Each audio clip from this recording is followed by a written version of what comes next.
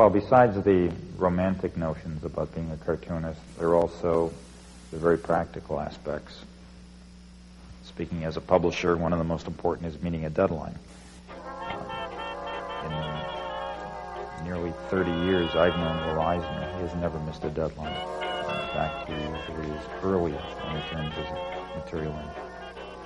And I wish that the much younger cartoonists I had were to emulate this professionalism of his. Will understands that art is art, business is business, and the two must connect.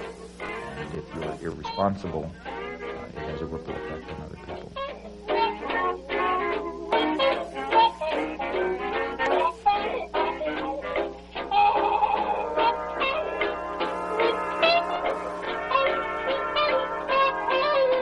Many years ago, I had a partner, a financial partner. We were both invested in this company. I started producing a couple of books. This was after I'd sold my company. And he said, do we have a publisher for a distribution service? I said, no. He said, well, do you know who's going to distribute it? I said, I don't know yet. So he said, that's a good way to go to the poorhouse. I said, that's a good name for a company. So we called it Poorhouse Press.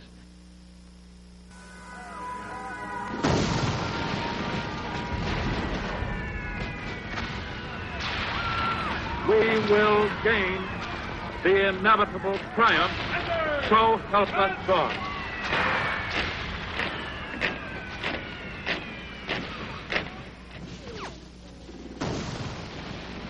When I was drafted, I really hoped that I would be able to go as a foreign correspondent out into the war area.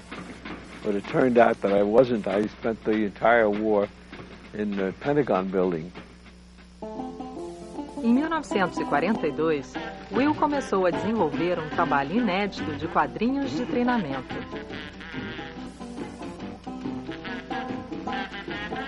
I created a character called Joe Dope and a whole series of other stories. Para ter a linguagem do quadrinho aceita num ambiente conservador como o Exército, Eisner teve que travar sua própria batalha. Whose method of conducting a training manual was done in a language that was very biblical. They had their own language, and they never used drawings, they always used photographs. And so the comics was considered very undignified and very unmilitary. And the adjutant general, who was the division of the Army in charge of training manuals at that time, put up a tremendous fight and tried to stop it.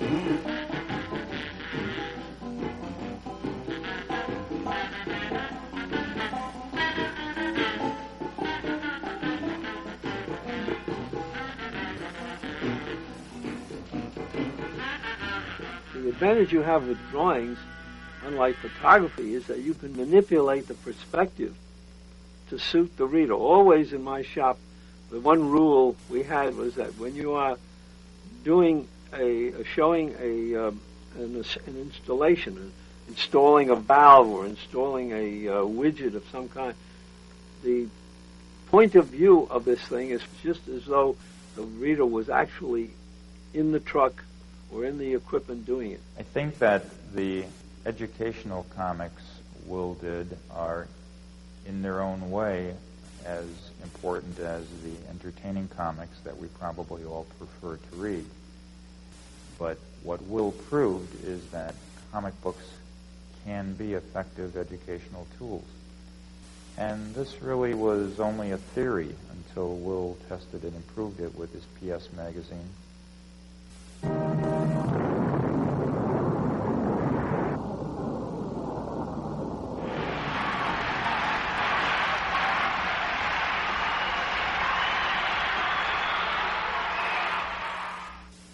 When the war ended, I got a call from somebody at United States Steel, one of the big steel companies. He said, are you doing the same thing in civilian life that you did in the Army? And of course, I'm very enterprising. I said, yes, I am. He said, well, I said, as a matter of fact, I'm starting such a company this week. Oh, he said, good. Come to see me.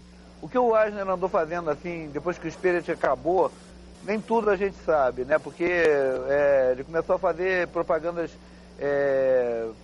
coisas educativas, coisas para o governo. Então, isso não foi publicado na grande imprensa, né? São manuais e pequenas coisas assim que para um público específico. Nessas histórias que o Eisner fez para campanhas institucionais, tem uma que ele fez para a Telefônica de Nova York, ou algo que o valha.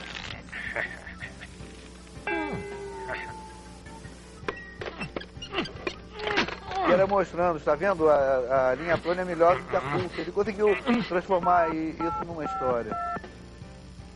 Socorro, polícia! Eventualmente, Eisner retornaria a trabalhar com o Pentágono, produzindo a revista PS. Occasionally, I would get criticism from my more liberal friends, particularly the ones that I knew while I was in school, because when I was in high school, I was very radical, and I hung around with revolutionary kids. And so many years later, they still kept in touch with me, and they said, how can you produce work for the military? You are a merchant of death. And I pointed out to them that what I was doing was teaching men how to save their lives. I wasn't necessarily teaching them how to kill. I'm very proud of what I did. Best thing I can tell you is that one day during, I was visiting the Pentagon building, and a fellow came up to me and said, he said, I just came in from combat in the Korean War. And he said, your magazine saved my neck. And he said, I should thank you, because that is the best praise I could have gotten. Os livros técnicos de Eisner começam a nascer em 1972, quando Will é convidado a lecionar na Escola de Artes Visuais de Nova York.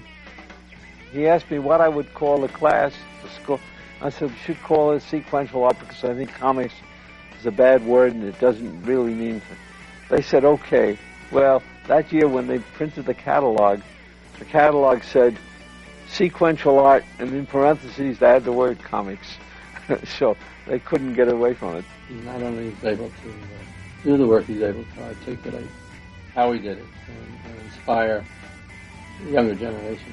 Tudo começou nos anos 50, quando o grupo de desenhistas, que seria o Alex Raymond, o Al Foster e o Milton Kenneth, criaram uma escola para ensinar a fazer história em quadrinhos. Desde esse período, os artistas americanos começaram a se interessar em lecionar histórias em quadrinhos.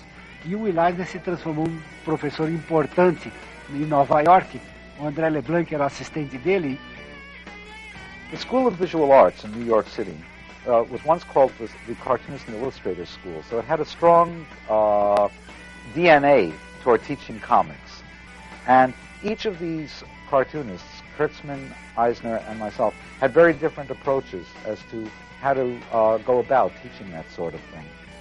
Teaching the subject really congealed in my mind the disciplines of the medium, and I realized then that it could be taught as a regular discipline. And so I began writing a series of essays around the teaching of this medium, which I ultimately collected or congealed into a book. Os dois livros técnicos de Eisner foram editados pela sua Poor House Press. O primeiro, Quadrinhos e Arte Sequencial, chegou a ser lançado no Brasil. A arte sequencial do Will Eisner realmente, mais uma vez, é uma obra que quem quer fazer história em quadrinhos, ou desenhar história em quadrinhos, chega aqui, onde que tem uma escola, onde é que dá para fazer, para saber como é que se faz. Eu mando fazer duas coisas. Uma, logicamente, é ler as minhas revistas, continuar lendo. E a outra, dar uma olhada no livro do Will Eisner, Quadrinhos de Arte Sequencial. Está tudo aqui. He's written several books that are just as influential with the younger artists. The art of graphic storytelling and sequential art. They're both probably the most best thought out and the best books I could recommend for young cartoonists. O próprio Roberto Dualib, que é um dos donos da DPZ, ele é o D da DPZ, ele me falou assim, esse livro, embora ensine história em quadrinhos, Ele é muito útil para o pessoal de publicidade e o pessoal que faz filme comercial, porque ele, de uma certa forma, ensina a fazer o storyboard, quer dizer, como contar uma história com algumas imagens, com som, com balãozinho e tudo. Contar histórias é um comportamento social básico do ser humano. And what Will has done and shown in his books about how to do these things is to get the clearest information across to the reader so that there's not any sense of ambivalence or ambiguity. Moi, ce qui me frappe le plus, c'est l'écriture. C'est-à-dire que c'est quelqu'un qui écrit littéralement la bande dessinée, dont le texte, le dessin, le phylactère, l'onomatopée, tout est au service du récit. Il n'y a pas de décrochage.